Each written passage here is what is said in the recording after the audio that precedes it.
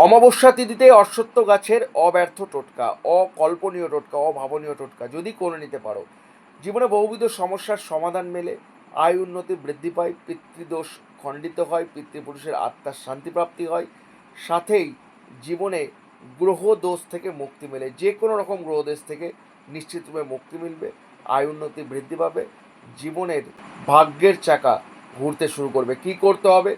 কাল ব্রহ্ম মুহূর্তে অবশ্যই একটি অশ্বত্থ গাছের গোড়ায় সর্ষের তেল দিয়ে প্রদীপ প্রজ্বলিত করতে হবে, অশ্বত্থ গাছের গোড়ায় জল নিবেদন করতে হবে এবং ক্লক ওয়াইজ অবশ্যই ঘড়ির কাঁটার দিক অনুসরণ করে ডান বর্তে অশ্বত্থ গাছের 7 বার পরিক্রমা করতে হবে নিজের সংকল্প নিয়ে। যে কোনো একটি সংকল্প, যে কোনো একটি ইচ্ছা নিয়ে যদি 7 বার পরিক্রমা করতে পারো, মনে মনে বারংবার নিজের যেটা ইচ্ছা বলতে হবে, 100% নিশ্চিত সেই মনস্কামনা কিন্তু পূরণ হবে।